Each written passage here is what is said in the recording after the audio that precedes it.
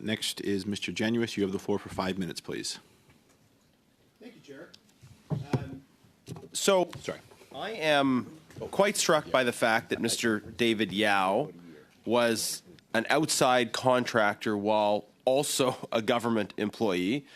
Aside from the fact that, as best we can tell, he was contracted out to do absolutely nothing as part of the whole ArriveCAN process, the reason you contract out is apparently because you don't have the expertise inside the public service. That's the whole idea of contracting out. We don't have the expertise internally, so we're going to contract out.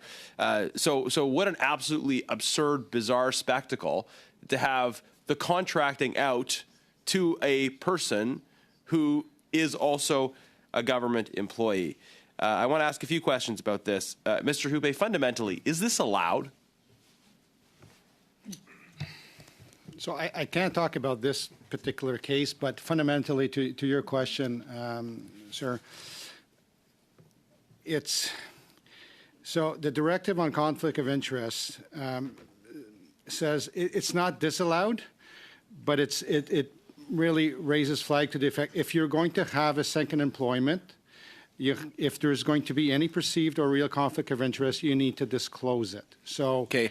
Sorry, I'm gonna jump in on a few points. Number one, why can't you discuss this specific case? Number two, to say it's allowed but it raises flags. I mean, clearly that's a bit of a problem. It's either allowed or it's not allowed. And in fairness to Mr. Yeo, it was on his LinkedIn profile, so it was kind of hiding in plain sight. So I can't talk about this case because I don't know exactly the work that was delivered. I have no clue about the contract itself. Well, one thing is clear, though. Aside from the particulars of the work done, he worked for Veterans Affairs Canada. Yeah. That department got contracts from Dalian. Dalian did work, received money through the ArriveCAN process. It was on his LinkedIn profile that he was both a government employee and a contractor. So based on that, is that allowed? So let me be clear. If there was a conflict of interest, no, it's not allowed. Okay, that's a heck of a caveat, though, sir. Okay, so we can't prevent someone from having a a second job. For example, your dad's got a shop somewhere. You go at night and you help him out.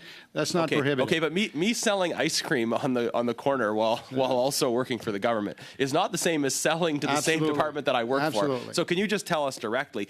You said if it's a conflict of interest, then it's a problem. I think it's pretty clear that it is a conflict of interest, and therefore it's a problem. There's an investigation into that. That's why I'm refraining myself from talking about it. D&D is looking into it.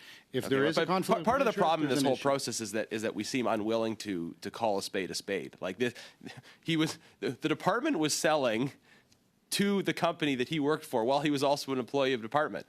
So you know, how many investigators do you need to figure out that that's a conflict of interest? Mr. Chair, I think I'm being actually forthcoming here. I'm telling pretty much a spade is a spade in a sense. If there is a conflict of interest, yes, it was a problem. There is an investigation. I'm not privy to those information. Okay. I have no clue. There could be an explanation. So I'm going to let that roll out.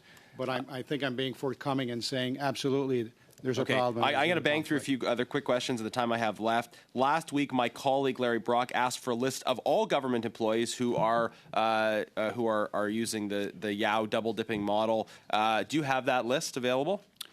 We for all government, no. Okay, for all government employees that are now are for also all departments, we don't have that list. No, absolutely. We've got a list inside TBS of our employees that did declare potential conflicts and okay, how many within TBS are there? Madame Cahill will. So thank you, Mr. Chair. So for TBS, we have 52 employees who have dual employment, 165 employees, including 40 executive. Sorry, I'm not asking about just dual employment like they sell ice cream on the weekends. I'm asking people that are contractors to the government and employees of the government at the same time. How many do you have at TBS on that? So we have none of those that have like dual employment within the government of Canada as contractors. Okay. So is there work being done compiling a list across government? Because my colleague asked for that list. Can I come back to, like I said, Okay, it doesn't fall in, but we'll check. I think this committee will agree to order Very the briefly, production Sure. of a list of all government employees who are also employed with or own contracting companies that do work for the government of Canada. Thank you very much. Can I just get the agreement of the committee to? Yeah, so, well, Okay. pardon me, of the committee, no, there whatever was, the process there is. was, Ms. Chupe, you had suggested you could provide the committee with something. I just want to make sure our analyst, No, I didn't, like I Or- said, this doesn't fall under my purview, but Okay. definitely if there's an ask from the committee, I mean, we'll have to figure out, departments will be on the hook to give the information Okay. to someone, so we could give it to the committee, or we'll give it to we'll have to figure that out, obviously. okay, well, Ms. Jennings, your time is up. Point of order. Yes, Ms. Shen, I was moving on, but go ahead.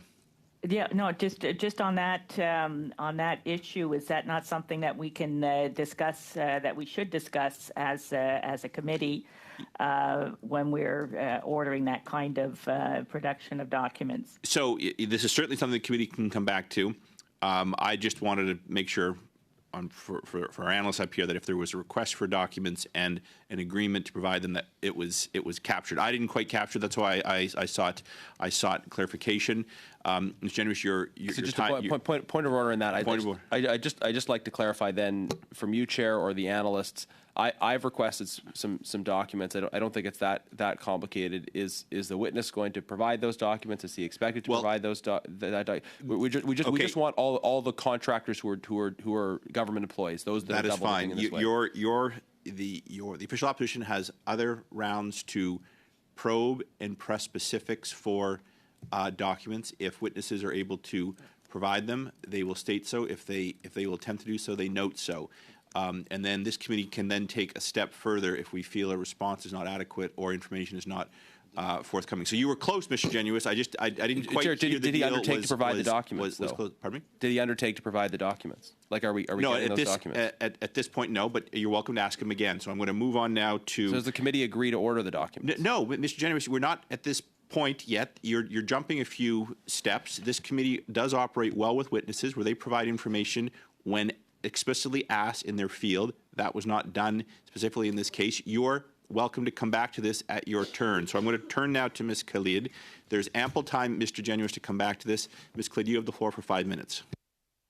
I will say, before you begin, the reason why I seek clarification is sometimes members kind of let it slide very quickly. I like to have an explicit response from the witnesses so it is clear all around, so we avoid confusion later. That is it. So members are certainly entitled to ask for information if they find that that response is lacking, either because information is not available or witnesses do not know. That is their purview. I want to seek clarification from both sides that is understood